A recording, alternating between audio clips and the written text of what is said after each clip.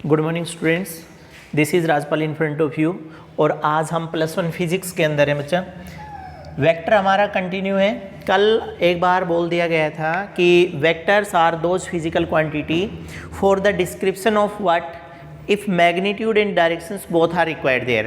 क्योंकि हमें बता दिया गया था वेक्टर्स ऐसी फिजिकल क्वांटिटी होती है जिनको एक्सप्लेन करने के लिए हमें मैग्नीट्यूड और डायरेक्शन दोनों चीज़ों की ज़रूरत होती है। दैट मीन्स डायरेक्शन वहाँ पर पक्का चाहिए।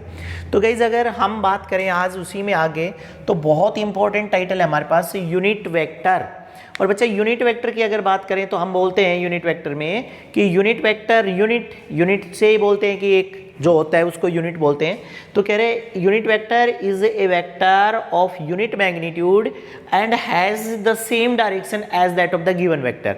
मतलब यूनिट वेक्टर एक ऐसा वेक्टर होता है जिसका मैग्नीट्यूड एक यूनिट होता है और वो उसी डायरेक्शन में आगे जाता है जिस डायरेक्शन में मेन वेक्टर जाता है। लाइक गाइस, ये मेरे हाथ में एक मार्कर है। अगर ये मार्कर इस डायरेक्शन में इंडिकेट हो रहा है तो इसकी ये जो कैप है, ये जो व्हाइट वाला पोर्शन आप देख पा रहे हैं, ये व्हाइट वाला पोर्शन यूनिट वेक्टर है क्योंकि ये उसी डायरेक्शन में बंद होता है जिस डायरेक्शन में पेन है। तो इसलिए हम यहाँ बात करेंगे कि सपोज ये एक वेक्टर है ए वेक्टर, यहाँ से यहाँ तक ए वेक्टर है। ए वेक्टर का ये वाला पोर्शन जो उसी डायरेक्शन में इंडिकेट हो रहा है और इसका यहाँ से यहाँ तक मैग्नीट्यूड भी 1 है, then that is the unit vector. इसी तरह से अगर यहाँ बात करें तो R is the main vector और आर मेन वेक्टर का यहाँ तक जो पार्ट है, एक सेगमेंट, एक छोटा सेगमेंट, उसका मैग्नीट्यूड भी 1 यूनिट है and that is the cap.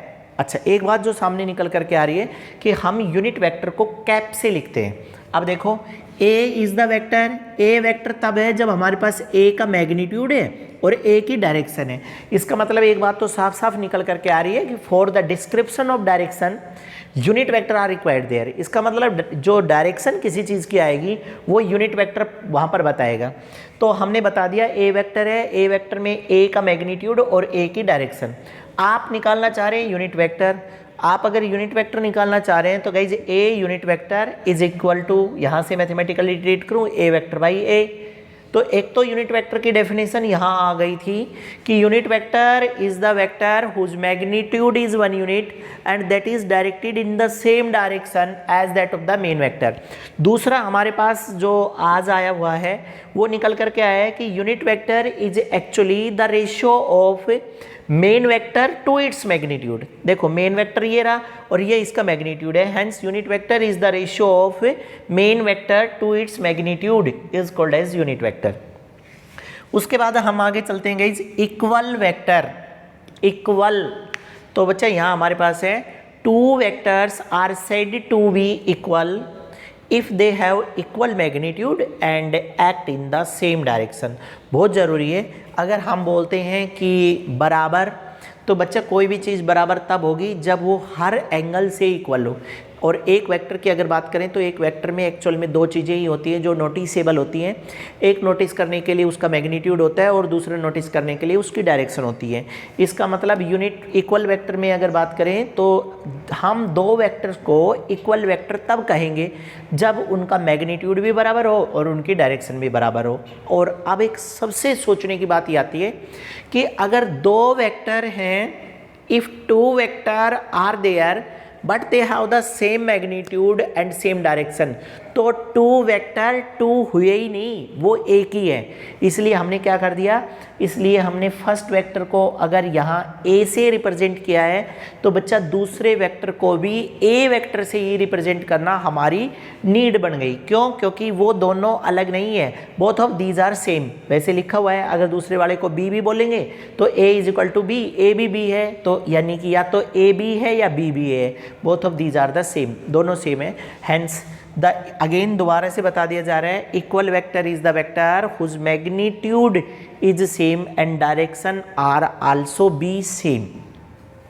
उसके बाद हमारे पास तीसरा आता है negative vector. Negative vector, negative vector की कैटेगरी में हम बोल रहे हैं a vector whose magnitude is same and direction is opposite whose it is the vector. मतलब जो मेन वेक्टर है मैग्नीट्यूड तो उस जितना ही हो बट डायरेक्शन उससे अपोजिट हो जाए तो हम उसको नेगेटिव वेक्टर बोलेंगे। बोलेंगे किसको? सेकंड वाले को नेगेटिव बोलेंगे। लाइक एज अगर हमारे पास एक वेक्टर ये है और गाइस दूसरा वेक्टर इधर है दोनों बराबर है। अभी बोला था पहले वाले को अगर ए वेक्टर बोलेंगे तो सेकंड भी ए वेक्टर है, बट सेकंड के आगे कैसा साइन लग जाएगा, सेकंड के आगे नेगेटिव साइन लग जाएगा, बस इतना करना है।